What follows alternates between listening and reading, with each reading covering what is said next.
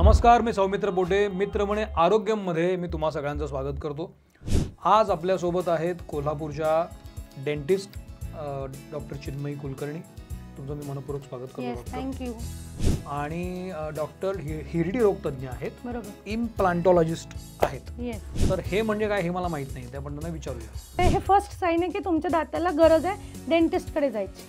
मला पण गरज आहे. 2 वेळेला घासणं हे ऑप्टिमम आहे. ह्याच्यापेक्षा दात जास्त घासण्याने दात जास्त स्वच्छ राहतील हे असं काही नसतं. पेस्ट इज जास्त मीडियम. तुम्ही कुठलीही पेस्ट वापरू शकता. एकतर पहिली गोष्ट म्हणजे दात हा पूर्णपणे पांढरा शुभ्र मोत्यासारखा नसतो. म्हणजे इट इज अ मिथ. तुम्ही अंगावर काढलं दुखणं त्रास आणि मग नाही देव देताना दाताचे 2 सेट देतो. दुधाचा एक देतो आणि पक्का एक देतो आणि तिसरा जो सेट असतो तो आम्ही देतो. येस.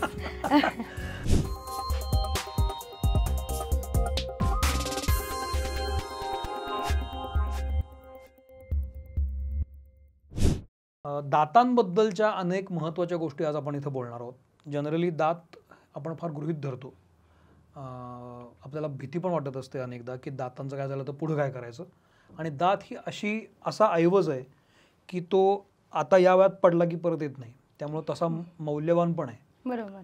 तर पहिला बेसिक प्रश्न मी हाच विचारेन तुम्हाला की आत्ता तुम्ही जी प्रॅक्टिस करताय, जवळपास 10-12 वर्ष त्या प्रॅक्टिस करतात कोल्हापुरामध्ये, आत्ता काय ट्रेंड आहेत दाताच्या आजाराचे? काय ट्रेंड आहेत आत्ता? काय प्रॉब्लेम्स लोकांना भेडसावतात? तुमच्या प्रॅक्टिसमधले अनुभव काय आहेत? सध्याचं म्हणाल तर म्हणजे या माझ्या एक्सपिरियन्समध्ये मोस्टली एक तर डेंटिस्टची पायरी माणूस कधी चढतो, असह्य दाढ दुखी असते तेव्हा. तोपर्यंत तो तिथपर्यंत यायचं फार काही कष्ट घेत नाही आणि आता सहनच होत नाहीये तेव्हा मग तो आमच्याकडे येतो. तर सगळ्यात मोस्ट कॉमन 80% कंप्लेन असते ती किडल्यामुळे दात दुखणे, दात किडल्यामुळे दात दुखणे. आणि ह्या गेल्या काही वर्षात जे आपले लाईफस्टाईल चेंजेस झालेले आहेत किंवा खाण्यापिण्यामधले बदल झालेले आहेत, आपलं फायब्रस खाणं कमी झालंय, आपण मोर प्रोसेस्ड फूड खातोय, जे दातांवर चिकटतंय किंवा लाईफस्टाईल चेंजेसमुळे वेळ कमी आहे लोकांमुळे चिटकलेलं अन्न किंवा फूड पार्टिकल्स स्वच्छ होत नाहीयेत, तेवढा वेळ आपण देत नाहीयेत आणि त्याच्यामुळे त्याचाच परिणाम म्हणजे दाताची कीड लागण्याचं प्रमाण वाढलं आहे. आणि त्याच्यामुळे मग दात दुखणे म्हणा किंवा त्या संलग्न सगळ्या कंप्लेंट्स असतात. येस. म्हणजे एक साधं उदाहरण सांगते. आपले आई बाबा किंवा आजी आजोबा जेवण झालं की चूळ भरायचे, म्हणजे न चुकता. आपल्याला झालं की पटकन ते जाणार आणि चूळ भरणार मोरीत बेसिनमध्ये जिथे कुठे असेल. आता आपण आपल्या सोशल लाईफमध्ये हॉटेलमध्ये गेल्यानंतर आपण चूळ भरत नाही. It is a very small measure. म्हणजे की चूळ भरण्याच्या मागचं कारण काय, अडकलेले कण आहेत ते तेव्हाचे तेव्हा स्वच्छ होतात, दातावर ते चिटकून राहत नाहीत आणि मग त्याच्याने होणारे जे दुष्परिणाम आहेत ते कम्पॅरेटिव्हली कमी होतात. एकदम सिम्पल गोष्ट आहे. पण different reasons, food habits, lifestyle changes, आपलं सोशल लाईफ, या सगळ्यामुळे छोट्या छोट्या कारणांमुळे कीड लागण्याचं प्रमाण वाढलेलं आहे म्हणण्यापेक्षा लक्ष दिलं जात नाहीये, इग्नोरन्स होत आहे, म्हणून त्याचा त्रास जास्त होतोय. तुमची स्पेशालिटी आहे त्याबद्दल सांगा. मी एक पेरिओडॉन्टिस्ट आहे, म्हणजे मी हिरडी रोग तज्ञ आणि डेंटल इम्प्लांटोलॉजिस्ट आहे. डेंटल स्पेशालिटीज 9 असतात टोटल. म्हणजे दाताचे डॉक्टर हे 9 प्रकारचे असतात. जसे नॉर्मल डॉक्टर हे कानाचा वेगळा असतो, पोटाचा वेगळा असतो, हाडांचा वेगळा असतो, तसेच आमच्या डेंटिस्ट्रीमध्ये 9 स्पेशालिटीज असतात. त्यातली माझी हिरडी रोग तज्ञ मी आहे. म्हणजे दाताच्या आजूबाजूला जे हिरडी असते जी आपल्याला बाहेरनं गुलाबी दिसते आणि त्याच्या भोवती, दाताच्या भोवती जे हाड असतं म्हणजे जबड्याचं हाड असतं, त्याचे जे काही डिसीजेस असतात किंवा त्याचे काही प्रॉब्लेम्स असतात त्याची स्पेशलिस्ट आहे. प्लस डेंटल इम्प्लांट जी एक आता ॲडव्हान्स डेंटल ट्रीटमेंट मोडॅलिटी आहे, त्याच्यामध्ये माझं स्पेशलायझेशन आहे की त्याच्यामध्ये आपण दात नसेल त्या ठिकाणी कन्व्हेन्शनली ब्रिज कॅप जे केलं जायचं त्याच्यासाठी डेंटल इम्प्लांट हा एक नवीन आणि चांगला प्रेडिक्टेबल ट्रीटमेंट ऑप्शन आहे. एखाद्या ठिकाणी दात नसेल, समजा 2 पडला असेल किंवा किडलेला असेल आणि काढून टाकला असेल, तर तिथे मला दात बसवायचा आहे. कारण खड्डा असतो, फक्त हिरडी दिसते, बरोबर, रिकामी जागा असते आणि मग तिथनं खायला त्रास होतो, आजूबाजूच्या दातांमध्ये अन्न अडकतं, एकंदरीतच च्युइंग एफिशियन्सी कमी होते आणि दात आपल्याला बसवायला हवेत, दात दाढा. ठीक आहे. तर कन्व्हेन्शनली काय केलं जायचं की आजूबाजूच्या 2 चांगल्या दातांना घासून त्यावर ब्रिज केला जायचा. हा म्हणजे ब्रिज म्हणजे बाजूच्या 2 दातांच्या मदतीने मधला दात बसवणे. हे कन्व्हेन्शनल आहे. म्हणजे ही कित्येक वर्षांपासून रुटीनली केलेली ट्रीटमेंट आहे. तर आता विथ न्यूअर ॲडव्हान्सेस आपण काय करतो की तो जी मधली जागा आहे आपण ती जागाच वापरतो. फक्त आजूबाजूच्या दातांना धक्काही लागू देत नाही, चांगल्या दातांना घासत नाही. फक्त त्या जागेमध्ये आपण डेंटल फिक्स्चर म्हणजे इम्प्लांट फिक्स्चर असतं. म्हणजे अगदी साध्या भाषेत म्हणायचं तर पेशंट माझ्याकडे येताना म्हणतात आम्हाला दातात डेंटल इम्प्लांट म्हणजे स्क्रू करून हवाय. म्हणजे स्क्रू सारखं दिसणार पण वी कॉल इट फिक्स्चर. ते आपण हाडामध्ये प्लेस करतो. तर जबड्याच्या हाडामध्येच आपण त्याचं रोपण करतो आणि it acts as your tooth root. दाताच्या मुळासारखं ते काम करतं. पण मग हे टिकतंय किती वर्ष? नाही, इट इज व्हेरी प्रेडिक्टेबल. ते एकदा हाडामध्ये फिक्स झालं म्हणजे नॉर्मल दात जसा हाडामध्ये फिक्स होतो तसा हा जबड्याच्या हाडामध्ये फिक्स होतो. आणि मग माझ्याकडे आत्ता माझी प्रॅक्टिस एक फॉलोअपचे काका येतात माझ्याकडे. ही इज 83 आणि he had done dental implants in Mumbai साधारण 40 इयर्स बॅक आणि steel he is going strong. म्हणजे काहीतरी मायनर मेंटेनन्स इश्यूज असतात वगैरे फॉलोअप वगैरे पण other than that he is able to chew from it. म्हणजे it is a very predictable treatment modality जी आता रुटीनली लावल्यानंतर राहतो काही वर्ष. हो, कारण तो हाडातच फिक्स होतो ना. पण मग दुसरा मुद्दा असा आहे की ते फिक्स करताना दुखणं हा जो प्रकार असतो नाही, हा खूप मिसकन्सेप्शन आहे. डेंटल इम्प्लांट करताना जी आपण दात काढताना भूल देतो किंवा रूट कनाल करताना जी भूल देतो त्याच भुलेमध्ये आपण ही प्रोसिजर करतो. उलट ही प्लॅन्ड प्रोसिजर असते की म्हणजे मला आज डेंटल इम्प्लांट करायचं आहे तर माझं प्रिपरेशन असतं, माझं प्लॅनिंग असतं आणि त्याच्यामुळे ती म्हणजे सिंगल इम्प्लांट जर करायचं असेल एक दात बसवणे ही साधारण 20 ते 25 मिनिटात open to shut case complete case होऊ शकते. येस, म्हणजे त्याच्याबद्दल घाबरण्यासारखं नाही किंवा त्याचा बाऊ करण्यासारखं काहीच नाही आहे. It is a routine procedure. मगाशी तुम्ही बोलता म्हणालात की अगदी जेव्हा डोक्यावरनं पाणी जातं तेव्हाच माणूस बरोबर तुमच्याकडे येतो कारण असह्य होतं ते. कारण लोकांच्या मनात भीती असते, ट्रॉमा असतो तो. हा कशामुळे आहे? मला भीती वाटते. हो, आता बरेच कारण असू शकतात. मे बी काहीतरी पास्ट एक्सपिरियन्स असतो की मी कधीतरी डेंटिस्टकडे गेलो होतो आणि मला खूप त्रास झाला म्हणून मी त्याच्यानंतर कित्येक वर्ष गेलोच नाही. किंवा मी कुठल्या तरी मित्राचं मैत्रिणीचं आईवडिलांचं ऐकलं त्यांना कधीतरी दुखलं होतं. तर ह्या दुखण्याचे मल्टिपल कॉजेस असू शकतात. तुमची त्यावेळेची इन्फेक्शनची कंडिशन कशी आहे, दाताची कंडिशन कशी आहे, का बरं पेन झालं. पण म्हणून प्रत्येकाला होईलच असं नाहीये. आणि ह्या भीतीने जर तुम्ही डेंटिस्टकडे जात नसाल तर उलट तुम्ही तुमचाच प्रॉब्लेम वाढवताय. पण मग असं होतं का की समजा मी एक्स डेंटिस्टकडे जात होतो, आता मी तुमच्याकडे यायला लागलो तर त्याची पद्धत वेगळी, तुमची पद्धत वेगळी. फारसं ट्रीटमेंट करण्याच्या प्रोटोकॉल्समध्ये फारसा फरक पडत नाही. ट्रीटमेंट प्लॅन हा प्रत्येक डॉक्टरनुसार चेंज होतो. म्हणजे प्रत्येक डॉक्टरचा एक वेगळा पर्स्पेक्टिव्ह असतो एखाद्या सिच्युएशनकडे बघण्याचा. तर तो चेंज होऊ शकतो. पण रूट कनाल करण्याची पद्धत ही तुम्ही कुठल्याही डेंटिस्टकडे गेलात ते त्याच्या स्टेप्स सारख्याच आहेत. दात काढण्याच्या स्टेप्स त्या सारख्याच आहेत जिथे तुम्ही कम्फर्टेबल असाल. म्हणजे मी नेहमी माझ्या पेशंटना सांगते की आम्ही म्हणजे असं कधी कोणाही विचारलं मला भीती वाटते बाबा डेंटल ट्रीटमेंटची तर मी 3 गोष्टी सांगते त्यांना की पहिली गोष्ट तर म्हणजे इग्नोर करू नका. दाताला छोटीशी कीड लागली आहे, कुठेतरी अन्न अडकतंय, हे फर्स्ट साईन आहे की तुमच्या दाताला गरज आहे डेंटिस्टकडे जायची. मला पण गरज आहे. तर अन्न अडकतंय म्हणजे कुठेतरी काहीतरी कमी झालंय, तिथे ते अडकायला लागले, खड्डा झालेला आहे. तुम्ही तेव्हाच जर गेलात ना तर अगदी मिनिमल प्रोसिजरमध्ये काही वेळेला तर नुसतं भरून झालं, तिथे इंजेक्शनही द्यावं लागत नाही. तर ते केलं तर तुमचं पुढे तुम्ही फिअर पर्यंत जातच नाही. म्हणजे you are minimising the treatment effort. Second thing is be open about your anxiety to the dentist. तुम्ही तुमच्या जे काही तुम्हाला भीती वाटते स्पेसिफिकली की नाही मला तो आवाज नाही आवडत किंवा मला इंजेक्शनचीच भीती वाटते किंवा नाही म्हणजे मी हे ऐकलं होतं हे तसंच असतं का, हे जे काही तुमचे टॉक विथ युअर डेंटिस्ट. थोडासा वेळ घ्या, एखादी अपॉइंटमेंट ह्याच्यात असू देत. तुमच्याकडे कोणी पेशंट आला होता? हो, एक रिसेंट एक्सपिरियन्स. एक काकू होत्या, शी वॉज 50+ इयर्स आणि त्यांनी त्यांच्या आईचं लहानपणी कधीतरी दात काढताना बघितलं होतं.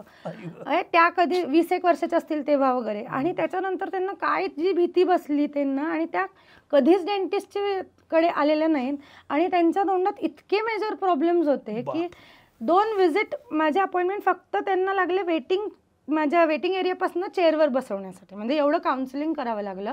पण ह्याच्यामध्ये झालं काय, त्यांचे जे प्रॉब्लेम्स जे मिनिमल असले असते, जे तुम्ही कदाचित लवकर ॲड्रेस केले असते, ते सोपे करून आम्हाला करता आले असते, ते त्यांनीच कॉम्प्लिकेट झाले म्हणजे ह्या फिअरमध्ये. आणि तिसरी टिप जी मी सांगते डेंटल एन्झायटीबद्दल, you should always accompany with you, म्हणजे कोणीतरी तुमच्या सोबत आणा जे तुम्हाला मॉरली सपोर्ट करू शकेल. आई म्हणेल, एखादी चांगली मैत्रीण असते की असं कोणीतरी की त्या बरोबर असेल तर तुम्हाला बरं वाटतं. परीक्षेला जाताना कसं कोणीतरी बाहेर थांबलेलं असतं की बरं वाटतं बाबा, तसं ह्या 3 गोष्टी मी माझ्या पेशंटना युजली सांगते. वा, मला हे फार महत्वाचं वाटतं. दात घासण्याचा जो प्रकार आहे, येस, तो एक फार महत्वाची गोष्ट आहे असं मला वाटतं. बरोबर. म्हणजे काही लोक म्हणतात दिवसातनं 2 वेळा दात घासले पाहिजेत, सकाळी आणि रात्री. काही लोक म्हणतात सकाळ दुपार संध्याकाळ घासले पाहिजेत. तर दात घासण्याबद्दल तुम्हाला काय वाटतं? दातांची काळजी कशी घ्यायला पाहिजे? दात घासायचे नाहीच आहेत मुख्य, दात स्वच्छ करायचे आपल्याला. म्हणजे आणि दात 2 वेळेला घासणं हे ऑप्टिमम आहे. ह्याच्यापेक्षा दात जास्त घासण्याने दात जास्त स्वच्छ राहतील हे असं काहीच नसतं. आणि दात घासताना एक 90 to 120 सेकंड्स म्हणजे साधारण एक 2 ते 3 मिनिटं हा सफिशियंट आहे. त्याच्यामध्ये वेळ किती लागतो त्याच्यापेक्षा प्रत्येक दातावरनं तुमचा ब्रश फिरतोय ना हे तुम्ही बघितलं पाहिजे. माझ्याकडे जेव्हा पेशंट सगळी ट्रीटमेंट करून जातात तर माझ्या शेवटच्या व्हिजिटला मी त्यांना ब्रशिंग टेक्निक एक्सप्लेन करते सगळ्या पेशंटना. म्हणजे I have made that an habit. कारण काय होतं, ते टीव्हीमध्ये दाखवतात आडवं आडवं असं तरी आपलं घासायचं आणि एकाच दाताला. आता समजा आमच्याकडे एक केस असते अशी की जो राईट हँडेड असतो ना तो जोर जोरात त्याच्या लेफ्ट हँडला घासत असतो आणि मग त्याचा राईटला त्याची डेक्स्टेरिटी कमी होते, त्याचे हे बाजू अफेक्ट होते, इकडची होत नाही. Which is a fact, proven fact. तर म्हणून मी I have made it a habit. तर मी सांगते की दात घासताना वेळ महत्वाची नाही आहे, प्रत्येक दातावरनं ब्रश फिरला पाहिजे हे महत्वाचं आहे. सुरुवातीला तुम्ही दात घासताना आरशात बघून दात घासा. प्रत्येक दातावरनं ब्रश फिरतोय का नाही एवढं फक्त चेक करा. This is bare minimum. Very true. आणि ब्रश करताना एकदम साधं आहे. वरच्या दातांना वरून खाली ब्रश करायचा, खालच्या दातांना खालून वर ब्रश करायचा, हे लक्षात ठेवायचं. आडवा नसतो, आडवा ब्रश करायचा नसतो. आपण तिथे झाडत नाही आहोत, आपण ते घासत नाही आहोत. त्यामुळे वरच्या दातांना वरून खाली, खालच्या दातांना खालून वर, इतकं सोपं आहे. आणि दाताला 3 सरफेसेस असतात, बाहेरचा, आतला आणि ज्या सरफेसवर आपण चावतो तो वरचा म्हणू शकतो आपण. दात घासताना युजली आपण काय करतो, बाहेरनं चांगले दिसले पाहिजेत, बाहेरनंच घासतो, आतमध्ये ब्रश कधीच फिरत नाही. पेशंट येतो बाहेरनं एकदम मस्त दात दिसत असतात आणि आतनं बघायला गेलं की आतमध्ये थरच्या थर असतात. आतली बाजू, जिभेची बाजू किंवा टाळूची बाजू, तिथे पण तुमचा ब्रश फिरला पाहिजे. कारण it is a tooth surface, म्हणजे डीके कुठल्याही सरफेसला होऊ शकतं. त्याच्यामुळे दात घासताना 2 गोष्टी, प्रत्येक दातावरनं ब्रश फिरला पाहिजे आणि दुसरा म्हणजे हे 3 सरफेसेस जे आहेत दातांचे, बाहेरचा, आतला म्हणजे जिभेचा किंवा टाळूकडचा आणि ज्या सरफेसवरनं आपण चावतो, असे 3 सरफेसेस क्लीन झाले पाहिजे. ब्रश कुठला घ्यायला पाहिजे? ब्रश युजली सॉफ्ट किंवा मीडियम ब्रिसलचा ब्रश घ्यावा. हार्ड ब्रिसलचा ब्रश आम्ही नाही सांगतो. म्हणजे ब्रश विकत घेताना असे ब्रिसलचे प्रकार असतात, हे आधी सांगावं लागतं आम्हाला. मीडियम सॉफ्ट आणि हार्ड. तर अल्ट्रा सॉफ्ट पण असतो, पण तुम्ही मीडियम आणि सॉफ्ट, एक जनरल सगळ्यांना मीडियम किंवा सॉफ्ट ब्रश तुम्ही यूज करू शकता. आणि पेस्ट कुठली वापरायची? Paste is just a medium. कोणीतरी त्याच्यात मीठ घातलंय, कोणी किंवा त्याच्यात चारकोल घातलंय म्हणून ती चांगली होत नाही. Paste is just a medium. तुम्ही कुठलीही पेस्ट वापरू शकता, त्याच्यामध्ये फक्त क्लिन्झिंगला मदत करते. अदर दॅन दॅट पेस्टचं काही ॲडेड ॲडव्हान्टेज नसतं. फक्त लहान मुलांमध्ये आम्ही फ्लोरिडेटेड टूथपेस्ट वापरायला सांगतो कारण त्यांचे ग्रोईंग डेंटिशन असते म्हणून. पण other than that for general adults तुम्ही पेस्ट कुठलीही वापरू शकता. फक्त पेस्ट वापरायची, पावडर वापरायची नाही. टूथपेस्ट आणि टूथब्रश. पावडर नाही वापरायची. येस. तुम्ही आता ज्याच्यामध्ये स्पेशालिटी आहे तुमची, हिल्डी रोग, करेक्ट, हे काय रोग असतात एक, आणि दुसरी गोष्ट त्यालाच अनुषंगानं माझा असा काही रोग होतो हे मला कसं ओळखायचं? ओके, ठीक आहे. पहिलं म्हणजे हिरडी रोग काय असतात किंवा काय असू शकतात, कशा प्रकारचा असतो, काय असतो? हिरडी सुचते, तोंडाचा वास येतोय, तोंडातनं खराब वास येतोय. हे दोघांचं उत्तर मी सारखंच देते. कारण जे लक्षणं आहेत हिरडी रोगाचे ते हे आहेत की कुठेतरी दात घासताना हिरडीतनं रक्त येत आहे, तोंडाचा खराब वास येतोय, दातावर थर जमा झालाय, हिरडी कुठली तरी सुचते आहे. दिस इज द साईन की तुम्हाला गरज आहे, तुम्ही दाखवायला हवं. हां. दुसरी गोष्ट हिरडी रोगामध्ये येते की बऱ्याच वेळेला काही सिस्टेमिक कंडिशन्स पण असतात की ज्याच्यामुळे सुद्धा हिरड्या सुजू शकतात. जनरलाइज हिरड्या फुगतात, त्याच्यामध्ये काय काय वेळेला किंवा पस होतो किंवा ह्या सगळ्या हिरडी रोगामध्ये येतात, डिफरंट क्रायटेरिया. आणि दुसरा आस्पेक्ट माझ्या स्पेशालिटीचा आपण येतो स्माईल डिझायनिंगमध्ये. काही काही जणांच्या हिरड्या जास्त दिसत असतात, नाही आवडत ती स्माईल कोणाला, किंवा काही जणांचे हिरड्या काळ्या असतात, गुलाबी नसतात, ज्याच्या स्टँडर्ड ह्याच्यानुसार. तर हे पण एक माझ्या स्पेशालिटीचा आस्पेक्ट आहे कॉस्मेटिक डेंटिस्ट्रीमध्ये जो येतो. तर त्याचा हे दोन आहेत. जनरली दात किडला की मला कळतं, किंवा जसं तुम्ही म्हणालात की दातामध्ये फट पडायला लागली की मला दिसतं, पण ओव्हरऑलच दात पिवळे पडायला लागतात, काय होत नसतं मला, पण दातांचं सफेदी जायला लागलेली असते. हे कसले सिम्पटम्स असतात जनरली? एक तर पहिली गोष्ट म्हणजे दात हा पूर्णपणे पांढरा शुभ्र मोत्यासारखा नसतो, म्हणजे इट इज अ मिथ. दाताचा सगळ्यात वरचा लेअर असतो तो पांढऱ्या रंगाचा असतो, त्याच्या आतला जो असतो तो पिवळट शेडचा असतो. तर ज्यांचा वरचा लेअर थिक असतो त्यांचे दात जास्त पांढरे दिसतात, ज्यांचा वरचा लेअर कम्पॅरेटिव्हली थिन असतो त्यांचा आतला लेअर जास्त दिसतो, म्हणून ते पिवळट दिसतात. आणि दुसरं म्हणजे जर पिवळे दिसायला लागलेत, म्हणजे आधी नव्हते माझे मूळतः रंग म्हणजे दिसायला लागलेत, म्हणजे त्याच्यावरचे घाण स्वच्छ होत नाहीये, त्याच्यावर प्लाक किंवा टार्टर जमा होतं. आणि ह्याचं पण एक गंमत काय असते, आता माझ्या दातांमध्ये काहीतरी ओळखलंय, मी इमिडिएटली ते क्लीन केलं किंवा मी रात्री रोज ब्रश करतो तेव्हा ते स्वच्छ होतं. मी आज नाही स्वच्छ केलं, ते 4 दिवस नाही केलं, 5 दिवस नाही केलं, ते काय होतं, ते कण जमा होत राहतात आणि नंतर ते हार्ड होतात. जे टार्टर म्हटलं जातं कॉमन लँग्वेजमध्ये, ते तयार होतं. आणि मग ते तुम्ही कितीही ब्रश करा ते निघत नाही. मग यू नीड प्रोफेशनल हेल्प. म्हणजे लोक किती वेळा ते म्हणतात, हे असं कसं झालं, मी तर किती चांगला ब्रश करतो. पण जर तुम्ही ते सुरुवातीलाच साचूच दिलं नाही आणि ते हार्ड टिश्यूमध्ये कन्वर्टच नाही झालं, तर ते तुम्ही ब्रशिंगनी करू शकता. पण once it is become hard, तुम्ही कितीही घासलं तरी ते निघणार नाही. पूर्वी दाताच्या उपचारांमध्ये जे काही प्रकार होते आता ते बदललेले आहेत, यापुढे बदलतील. तर आता असा काय ट्रेंड किंवा असा काही उपचार पद्धतीमध्ये बदल झालाय का, की पूर्वी हे अवघड होतं पण आता सोपं झालंय? हो, बऱ्याच गोष्टी. म्हणजे जसं आपण सगळ्याच टेक्नोसेवी सगळीकडे झाले, जसं डेंटिस्ट्रीमध्ये पण खूप बदल झाले टेक्नॉलॉजीमुळे. ॲडव्हान्स आहेत मोडॅलिटीज, आपल्याला चांगल्या प्रकारचे एक्सरेज आहेत ज्याच्याने आपण चांगल्या प्रकारे डायग्नोसिस करू शकतो. की म्हणजे सुरुवात तिथनंच आहे, चांगलं डायग्नोसिस झालं की तुमचं ट्रीटमेंट प्लॅन चांगला होतो. दुसरं म्हणजे ट्रीटमेंट मोडॅलिटीज खूप चांगल्या झाल्यात. म्हणजे आधी रूट कॅनलसाठी हँड इन्स्ट्रुमेंट्स वापरले जायचे, आता we have a motorized section of instruments which we can use.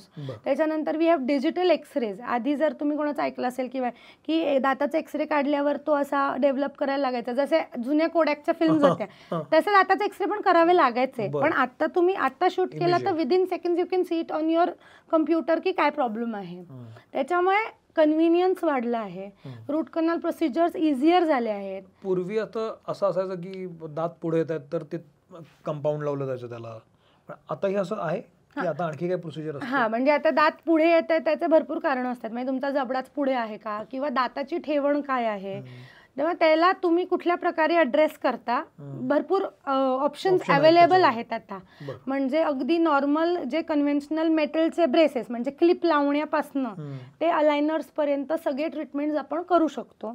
अलायनर्स म्हणजे थिन लेअर असतो, ट्रान्सपेरंट लेअर असतो, जो आपण दातावर लावतो, काढू घालू शकतो तो. म्हणजे आता प्रोफेशनल आहे, मला 30ला वाटलं की नाही मला आत्ता ट्रीटमेंट करून घ्यायचे, मला दात माझे मागे हवेत किंवा मला समोरच्या 2 दातांमध्ये फट आहे, तर पण मला ते क्लिप लावलेलं नको आहेत, मला ती मेटॅलिक स्माईल नको आहे. तर येस, वी हॅव ऑप्शन्स. आपल्याकडे सिरॅमिक बेसिसचं ऑप्शन आहे की ते दातासारखे दिसतात, समोरच्याला पटकन कळत नाही की तुमची ट्रीटमेंट सुरू आहे.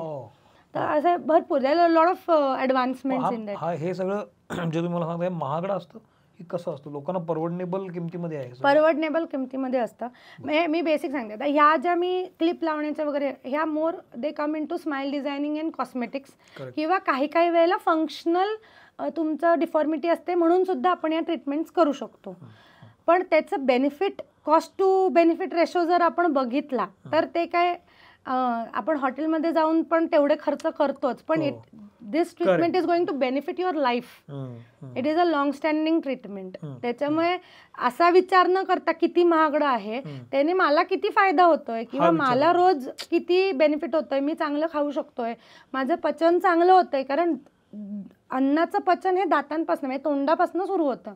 तुम्ही चांगलं चावलं तर ते चांगलं ॲब्झॉर्ब होणार आणि मग पुढे त्याची प्रोसेस चांगली होणार. त्याच्यामुळे हा विचार न करता जर आपण असा विचार केला की हे how it is going to benefit me, तर इट विल बी बेनिफिशियल. आणि दुसरं म्हणजे मी जे मगाशी पण म्हटलं की if you come to a dentist at an early stage, तुम्ही लवकर आलात की माझा दात आता किडायला सुरुवात झाली आहे, मला काहीतरी काळं दिसतंय किंवा मला अन्न अडकतंय, तुम्ही तेव्हा आलात ना, ती ट्रीटमेंट लहान असते, त्याची कॉस्ट कमी असते आणि त्याचा एफर्ट कमी आहे. तेच तुम्ही इग्नोर केलं म्हणजे नॉर्मल फिलिंग करून किंवा रेस्टोरेशन करून जे काम होणार आहे ते तुम्ही अंगावर काढलं, दुखणं, त्रास, आणि मग नाही माझी स्पेशालिटी उलट we advocate saving the tooth. म्हणजे मी कितीही म्हटलं की इम्प्लांट्स वगैरे करून आपण दात बसवू शकतो, दात नसेल तिथे, पण म्हणून दात काढले पाहिजेत असं नाही आहे. ते दात सेव्ह करणं हे अतिशय गरजेचं आहे. जितकं आपण त्या दाताचं लाईफ वाढवू तितकं आपल्याला जास्त चांगलं पुढच्या ट्रीटमेंट मोडॅलिटीजना पण बेनिफिट होऊ शकतो. तर मी coming back to my point की जर मी इनिशियल स्टेजला आले तर माझा एफर्ट कमी आहे, माझी कॉस्ट पण कमी आहे. मी थोडंसं पुढे गेले, नसेपर्यंत कीड गेली आहे समजा, म्हणजे नेक्स्ट स्टेप, तर मला रूट कनाल करावं लागतं इन केस म्हणजे फॉर अ सिनॅरिओ. त्याची कॉस्ट पण जास्त आहे, त्याचा एफर्ट पण जास्त आहे. ते पण मी नाही ऐकलं, म्हणजे तेव्हाही मी माझे डोळे नाही उघडले, मी नाही गेले. हां, आणि मग दात काढावा लागतो आणि मग त्याचे ट्रीटमेंट ऑप्शन्स वेगळे. म्हणजे indirectly expenditure is dependent on your ignorance. Correct. The less you ignore, you will spend less directly. दातांची काळजी घेण्याबद्दल काही टिप्स सांगू शकाल की या रोजच्या जगण्यातल्या सोप्या गोष्टी आहेत, ह्या तुम्ही रोज केलात 5 टिप्स तर बरंच काम सोपं होतं आपलं, असं काय सांगू शकाल? हो. पहिली गोष्ट म्हणजे जे मी मगाशी पण म्हटलं की काही खाऊन झालं ना, चूळ भरणं शक्य नसेल, आता नाही आहे शक्य. म्हणजे मी एका मीटिंगमध्ये बसली आहे, मी काहीतरी चहा कॉफी मी नाही आत्ता चूळ भरू शकत सगळ्यांसमोर. पाणी घ्या तोंडात, 1-2 मिनटं फिरवा सगळीकडे, एकदम सोपं आहे, एवढं आपण करू शकतो. बरोबर, हे फर्स्ट. सेकंड, 2दा ब्रश करा. का बरं? दिवसभर साठलेली जी घाण आहे ती त्याच दिवशी स्वच्छ झाली ना तर इट इज गुड. तिसरी गोष्ट म्हणजे दाताचं दुखणं इग्नोर करू नका, ते पण ॲड्रेस करायला हवं आहे, हे अंडरस्टँड दॅट. आणि अजून एक म्हणजे तुम्ही जे स्टिकी फूड किंवा स्वीट खाताय स्पेसिफिकली, खूप जणांना वाटतं खूप गोड खाल्लं आणि मग डेंटिस्ट सांगतात की गोड खाऊच नका, असं नाही आहे. तुम्ही खाऊ शकता प्रोव्हायडेड तुम्ही त्याच्यानंतर ते स्वच्छ करताय. स्वच्छ ठेवलं तर you can have everything and anything. पण तुम्ही आता मगाशी सुरुवातीला बोललात की आहाराचा फायदा होत असतो, तुम्ही काय आहार घेता. बरोबर. तर हे कशा अँगलने, म्हणजे कुठल्या आहाराचा कसा फायदा होतो? आता कसं आहे, आपण प्रोसेस्ड फूड जास्त खातोय, आपण रॉ फूड कन्झम्पशन कमी झालंय. रॉ फूड कन्झम्पशनमुळे काय होत होतं, जी दाताची मॅस्टिकेशन होतं म्हणजे रॉ फूड चावण्यानंतर आणि दात स्वच्छ राहण्यामध्ये जे होत होतं ते आता कमी झालंय. तुम्ही जास्त बन खाल्लं जातं किंवा ब्रेड होतोय किंवा स्टिकी खातोय आपण, आणि मग त्याच्यामुळे त्याची अडकण्याची दातामध्ये अडकण्याचं प्रमाण आहे ते वाढतंय बेसिकली. म्हणजे जे सेल्फ क्लिन्झिंग व्हायला पाहिजे, स्वच्छ होऊन जायला पाहिजे, ते होत नाहीये आणि म्हणून दात किडण्याचं प्रमाण वाढतंय. मिथ्स काय सांगू शकाल? अशा काही आहेत मिथ्स की दाताबद्दल काही गैरसमजुती आहेत, असं काही सांगता येईल? सगळ्यात मोठं म्हणजे आता एवढ्या प्रॅक्टिसमध्ये किंवा इव्हन जेव्हा मी आमचं ग्रॅज्युएशन पोस्ट ग्रॅज्युएशन करत होतो तेव्हा पण पेशंट आला की म्हणायचा दात काढू नका, माझी नजर जाईल किंवा माझ्या डोळ्याला काहीतरी होईल. हे एकदम कॉमन मिथ आहे. म्हणजे बऱ्याच जणांना असं वाटतं की डोळ्याची आणि दाताची नस सारखी असते का, पण हा अगदी गैरसमज आहे. डोळ्याचा नस आणि दाताचा काहीही संबंध नाही. फक्त आधीच्या काळात काय व्हायचं की साधारण जवळचा चष्मा लागायचं वय हे 40च्या पुढचं असायचं आणि दाताचे दुखणी वगैरे सुरू व्हायचे पण तेच असायचं. ते कोइन्सिडेंटली तो रिलेव्हन्स झाला आणि म्हणून ते गैरसमज आणि रुरल एरियाजमध्ये स्पेसिफिकली हे अतिशय प्रिव्हेलंट आहे. आणि दुसरं म्हणजे दाताचं ट्रीटमेंट करताना म्हणजे जेव्हा आपण ट्रीटमेंट करतो तर जितकं तुम्ही लवकर जाल तर दात सेव्ह करण्यामागे dentist always tries to save. असं नाही आहे की तुम्ही डोक्यात घेऊन मी गेलो की माझं काढूनच टाकणार, असं नसतं. There are options and modalities to save your tooth. You should always ask that to a dentist, आपण वाचवू शकतो का. डेंटिस्ट विल टेल यू की हे केल्याने आपण वाचू शकतो, हा नाही वाचवू शकत. तर वाचवलेला इज ऑलवेज बेटर. दुखतोय म्हणून काढून टाका हे असू शकत नाही. समजा आता माझा दात दुखतोय आणि रात्र आहे, मी काय तुम्हाला आत्ता उठवला येत नाही, बरोबर, कारण 12-1 वाजलेत, उद्याच मी तुमच्याकडे येऊ शकतो. अशा वेळेला मी काय करायला पाहिजे? स्वच्छ चोळी भरा. तिथे जे अन्न अडकलेलं आहे, गोड खाल्लंय, खजूर खाल्लंय, काही जे खाल्लेलं असेल, दुखतोय मला दात, हा ते अन्न अडकलेलं तुम्ही तिथलं जर रिलीव्ह केलं ना तर 80% टाइम.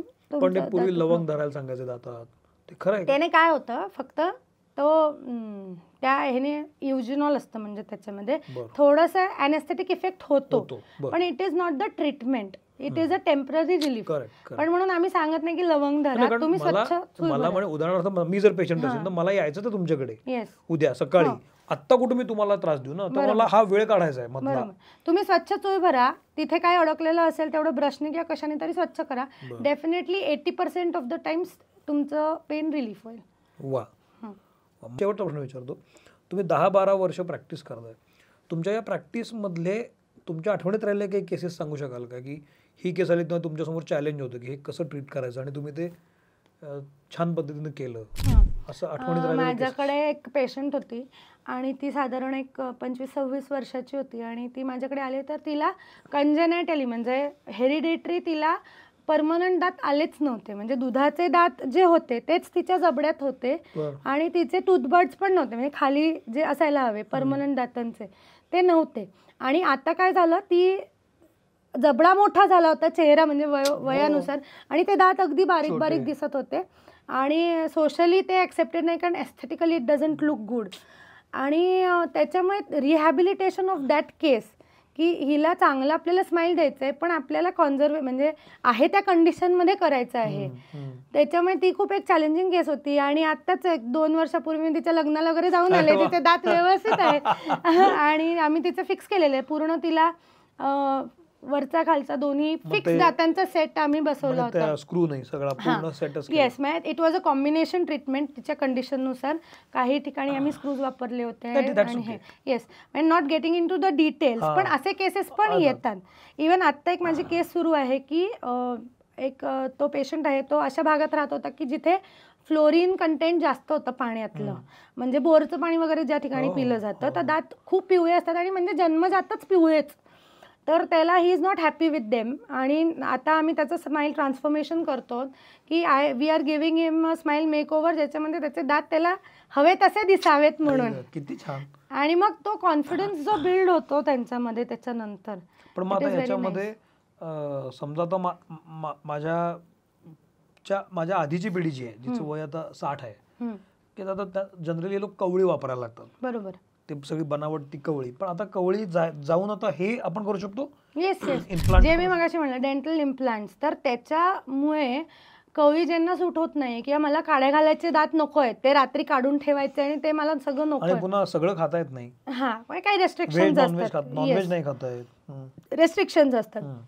तर डेंटल इम्प्लांट्समुळे हे ॲडव्हान्स टेक्निक सगळे ह्याच्यामुळे आपल्याला फिक्स दात बसवता येतात एनी एज आणि पॉईंट. किती कुठल्याही वयाला करता येतं ते? करता येतं, 70, 75, प्रोव्हाइडेड तुमचं खालचं बोन चांगलं असेल, तुमचं एज डझंट मॅटर, काही प्रॉब्लेम येत नाही. आणि फिक्स दात येतात. म्हणजे खूपदा असं गमतीत म्हणतात की देव देताना दाताचे 2 सेट देतो, दुधाचा एक देतो आणि पक्का एक देतो, आणि तिसरा जो सेट असतो तो आम्ही देतो. येस. नाही, मला हे फार महत्वाचं वाटतं. खूप गोष्टी बदलल्यात. म्हणजे जनरली आपण त्या दवाखान्यात गेल्याशिवाय आपल्याला काय बदललंय कळत नाही. बरोबर. आणि तो जो ट्रॉमा असतो तो काही वर्षांपूर्वीचा असतो, 15-20 वर्षांपूर्वी, तर त्याच्यानंतर खूप गोष्टी बदलल्या असतात. बरोबर. तर मला खात्री आहे की या बोलण्यामधून अनेकांचे डोळे उघडले असतील. आणि एक फक्त जाता गोष्ट, आता रिसेंटली मागच्या आठवड्याची गोष्ट सांगते. एक पेशंट आलेला माझ्याकडे आणि तो म्हणला मला रुटीन चेकअप करायचंय फक्त. म्हणजे आय वॉज सरप्राइज्ड की हे अगदी बोटावर मोजण्यासारखे लोक असतात जे फक्त चेकअपसाठी येतात. आणि मग आफ्टर हॅव्हिंग कॉन्व्हर्सेशन विथ हिम, त्याने सांगितलं की हे मी दरवर्षी करतो की नवीन वर्ष सुरू झाल्यावर मी पहिल्या 15 दिवसात जिथे कुठे असेन, म्हणजे कामानिमित्त समजा मी एकदा डेंटिस्टकडे जाऊन माझे दात दाखवतो, चेकअप करून अरे घेतो. वा, बरं. याचे 2 बेनिफिट्स आहेत. म्हणजे मला खूप कमेंडेबल वाटलं. आपण न्यू इयर रिझोल्युशनमध्ये ही एक गोष्ट ॲड करू शकतो, डेंटल चेकअप. 2 गोष्टी याच्यामुळे होतात की एक तर दात स्वच्छ राहतात, तुम्ही तेव्हा क्लिनिंग करून घेतलं समजा तर, आणि दुसरी गोष्ट काही मायनर प्रॉब्लेम असेल लगेच तो आम्ही पटकन तुम्हाला सांगू शकतो आणि तो Correct. कमी याच्यात तो ट्रीट होऊ शकतो. मग जनरली डॉक्टरकडे वर्षातून एकदा गेलं पाहिजे? आम्ही क्लिनिंग करणं 6 महिन्यातनं एकदा रेकमेंड करतो. बरं. म्हणजे वर्षातनं 2दा होतं. क्लिनिंगला किती वेळ लागतो? तुमचा एक मिनिमल नॉर्मल जेवढे डिपॉझिट्स असतात ते करण्यासाठी एक 25 to 30 मिनिट्स म्हणजे अर्धा पाऊण तास, पाऊण एक तेवढा तास. आपण काढू शकतो. ओके. मला फार महत्त्वाचं वाटतंय, कारण दात हा प्रकार असा आहे की आपण खूप दुर्लक्ष करतो. दुर्लक्ष करतो. पण आज तुमच्याशी बोलल्यानंतर मला एक कॉन्फिडन्स आला आणि त्यांचं ऐकताना मला लक्षात आलं की मलाही दात दाखवायची गरज आहे. त्यामुळे मी नक्कीच तुमच्याकडे येईन. येस तर तुम्ही आवर्जून जो वेळ दिला त्याबद्दल खरंच थँक्यू. Yes pleasure. मित्र म्हणे आरोग्यमचा हा एपिसोड कसा वाटला मला जरूर सांगा. दातांबद्दलच्या तुमच्या आणखी काही तक्रारी असतील म्हणा किंवा शंका असतील तर आमच्यापर्यंत पोहोचवा, आपण डॉक्टरांना विचारू, त्याची उत्तरं ते देतील. डॉक्टरांचा पत्ता, क्लिनिकचा पत्ता आपण डिस्क्रिप्शन बॉक्समध्ये दिलेला आहे. तुम्हाला जर त्यांची ट्रीटमेंट घ्यायची असेल तर तुम्ही डिस्क्रिप्शन बॉक्समधल्या पत्त्यावर जाऊ शकता, त्यांना कॉन्टॅक्ट करू शकता. तुम्ही इथं थांबतो. Thank you doctor. Yes Thank thank you you so very much much. Pleasure.